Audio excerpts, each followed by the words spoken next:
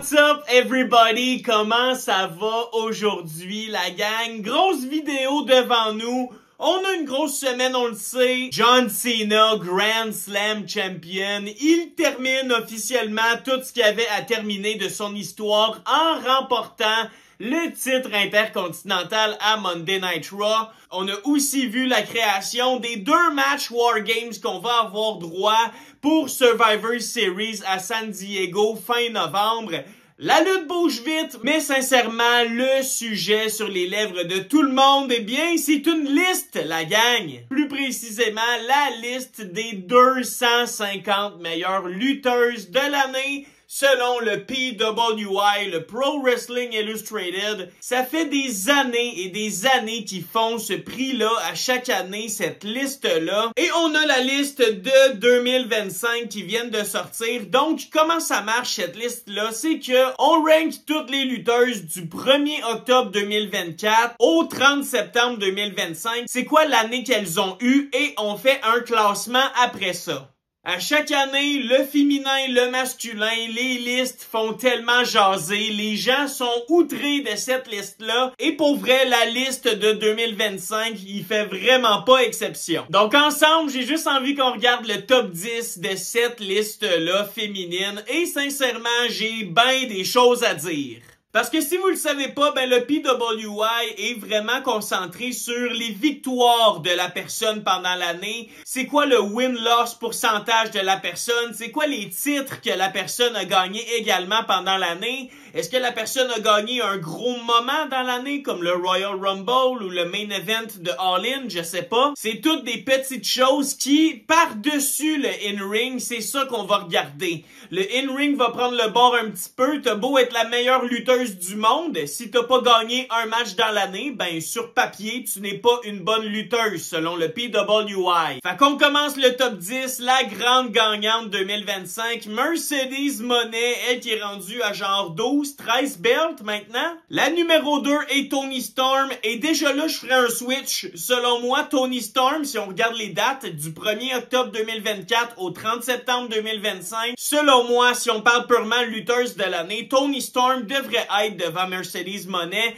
Je trouve que Toni Storm, côté in-ring et côté 5 stars, elle nous a fait beaucoup plus vibrer cette année. Elle a complètement carry la division féminine de la AEW pendant que Mercedes Moné filmait Mandalorian. Pour moi, Toni Storm est le plus beau projet de la AEW et sincèrement, je pense qu'elle est devant Mercedes Moné.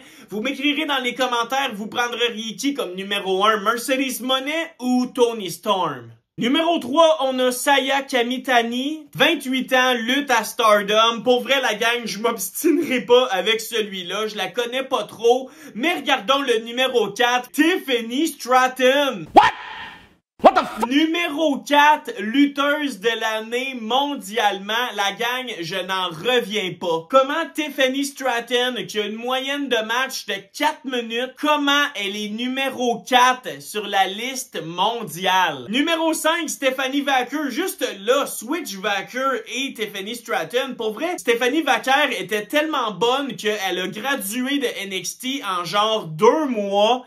Elle est insane, elle est flaming hot, pis pour vrai, on l'a vu dans le ring contre Tiffany Stratton. Stephanie Vaquer était partout, c'était elle la leader de ce match-là, c'est elle la meilleure lutteuse entre les deux. Numéro 6, Io Sky, that's some bullshit. Pour vrai, avec l'année qu'elle a eue, c'est vraiment de la merde qu'elle soit juste numéro 6 selon moi. Io Sky, elle méritait une place sur le podium. C'est quand même bon, 6e lutteuse au monde, mais pour l'année qu'elle a eue, c'est la meilleure lutteuse selon moi, juste du côté de la WWE, c'est elle. Et pour vrai, on parle de elle partout. Elle a eu une immense année, Io Sky. J'en reviens pas que Tiffany Stratton soit devant elle. Numéro 7, Athena, whatever. Athena semble toujours être dans le top 10, mais elle fait jamais rien d'exceptionnel. Sarray, une autre japonaise. Naomi, numéro 9.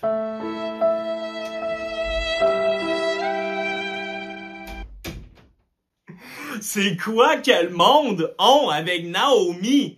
Ça, pour vrai, Naomi ne mérite tout simplement pas d'être dans le top 10 des meilleures lutteuses au monde. La gang, je pourrais vous en nommer 100 devant elle, bonne lutteuse. Ça a aucun sens. Ça, pour vrai, c'est juste pour l'exposure d'avoir gagné le Money in the Bank, d'avoir changé de gimmick, d'avoir caché in dans un PLE juste féminin. Sincèrement, là, j'ai même plus envie d'en lire sur la liste. Rhea Ripley est 10e, mais cette liste-là, la gang, est purement gimmick. Purement personnage. C'est de la grosse merde que pour vrai Tiffany Stratton est plus haute dans la liste parce qu'elle a plus gagné dans l'année. Ça n'a aucun sens. Tiffany Stratton a des botches flagrants.